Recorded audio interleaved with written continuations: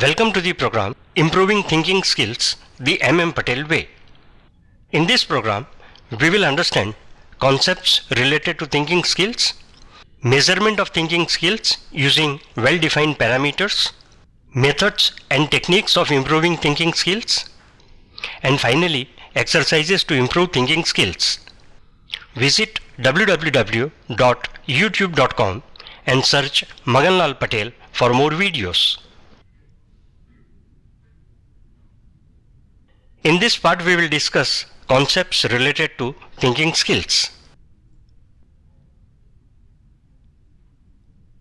Let us start with basic understanding as to why should we develop thinking skills. Let me explain.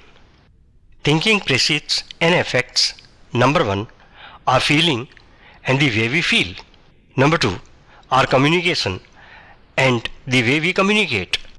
And 3, our actions and the way we act. Now let me explain. What we do round the clock is to feel, to communicate and to act. But then before we feel, before we communicate and before we take any action, we think. And what we think and how we think affects our feeling, communication and action. And therefore, thinking creates the foundation of our life. We can say that we become what we think. Having said thinking is foundation of our life, let us develop a deeper understanding. Our thinking could be by design or by default. Design thinking would mean we decide what we think and how we think. That means our thinking is under our control. Default thinking is we do not have any awareness as to how we think and what we think.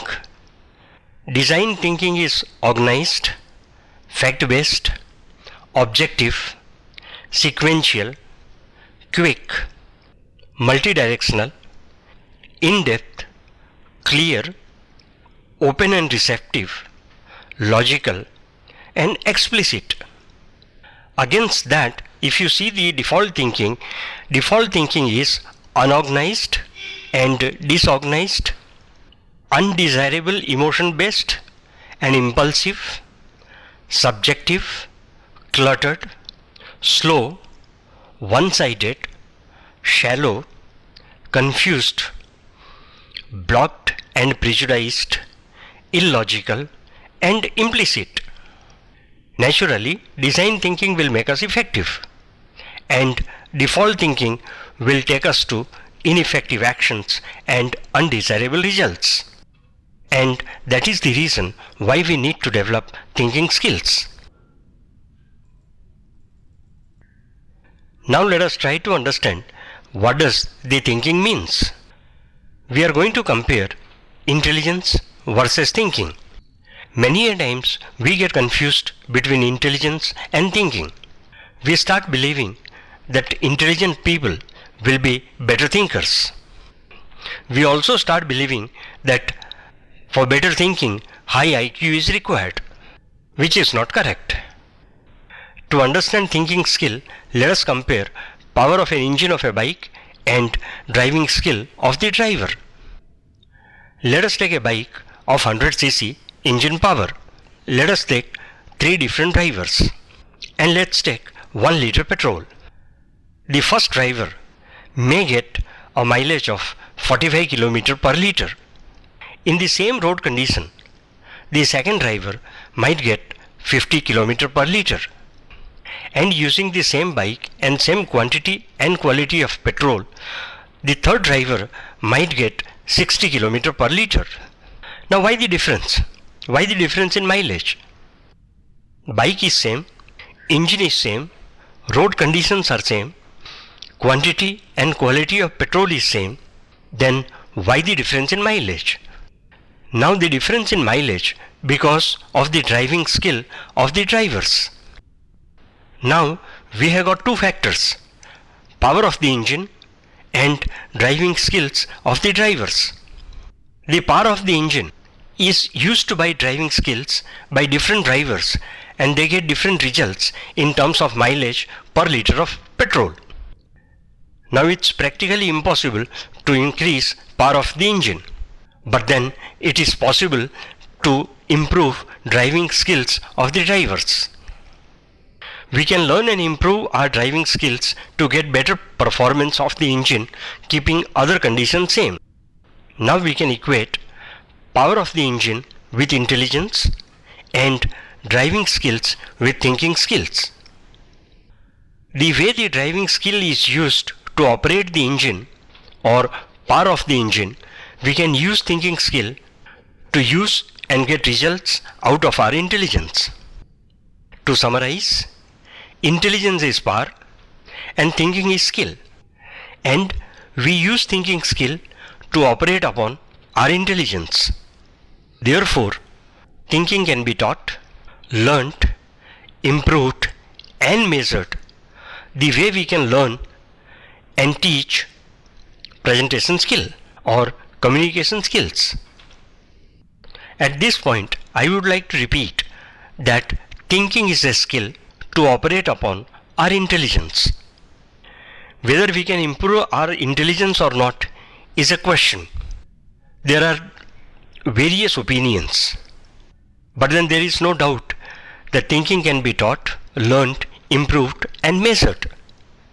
The reason thinking is a skill similar to any other skill like presentation skill, communication skill, analytical skill, etc. Now let us discuss some common misbeliefs about thinking. Many of us might be thinking that thinking is an inborn quality. No, it can be developed. Next is thinking is power. No, it is not power. It is one of these skills. Next is thinking is as good as intelligence. No, they are not same. Intelligence is power and thinking is skill. Next is intelligent people are better thinker. No, not necessarily. The next is people having high IQ think better. No, not necessarily. Thinking cannot be taught. No, thinking can be taught. Thinking cannot be learnt. No, it can be learnt and developed. Thinking cannot be measured. No, it can be measured like other skills. Now let us discuss why should we develop thinking skills. Let us be very clear about one thing. During our formal education, we have learnt and developed the reading and the writing skills. What we missed to learn and develop was the thinking skills. This program is intended to equip you with the basic understanding of thinking skills, the tools to measure thinking skills, and the methods to develop and sharpen your thinking skills. Let me admit that whatever we are going to discuss is not my creation. I have borrowed the concept from the great thinkers and teachers. They are Tony Buzan, Edward de Bono, and Pradeep Khandwala, and many others.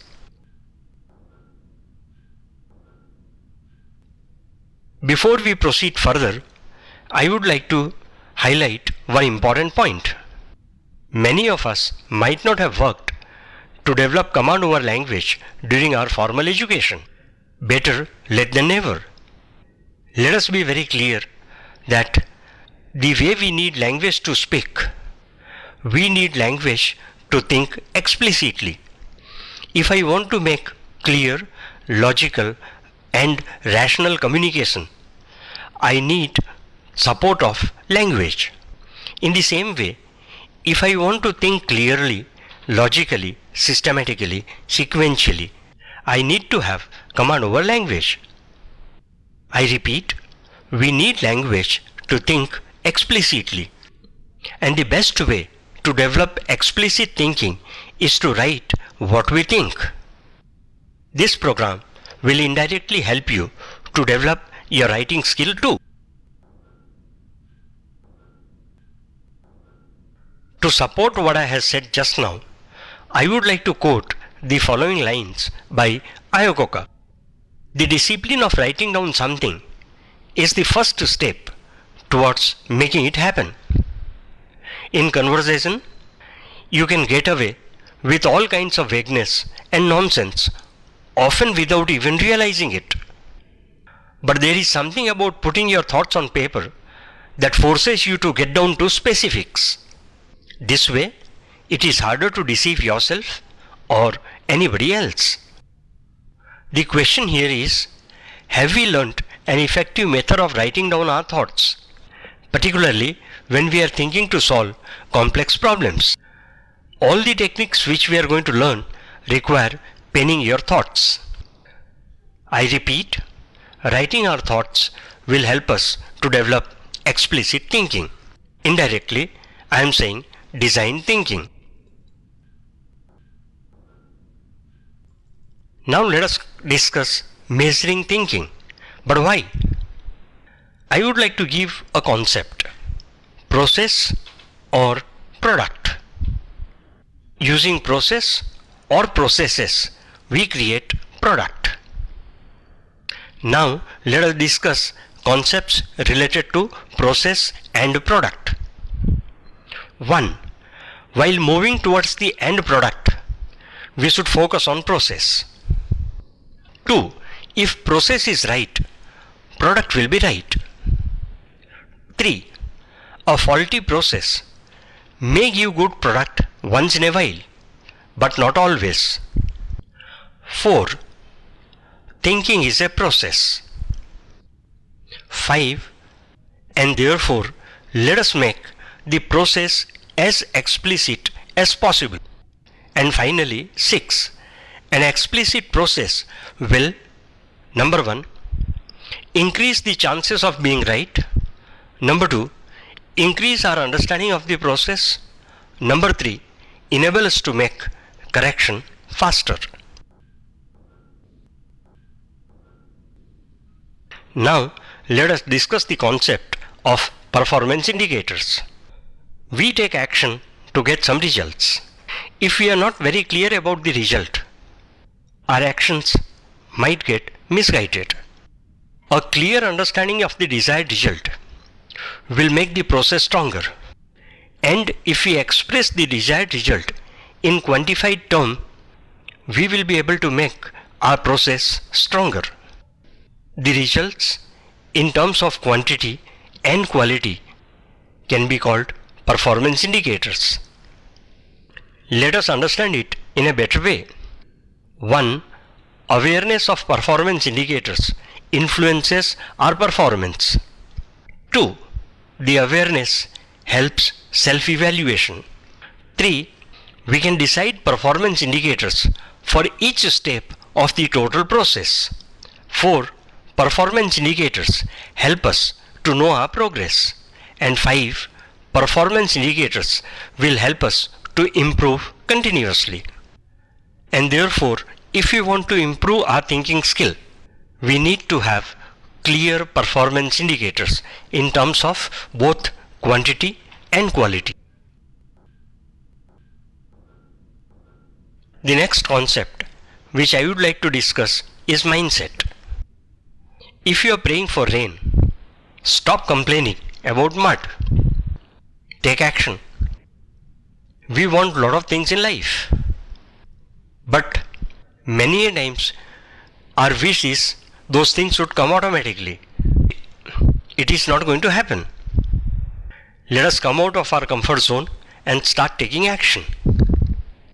We will have to overcome obstacles, then only we will be able to get the results. The second mindset: you can't be so busy driving that you don't have time to stop for petrol.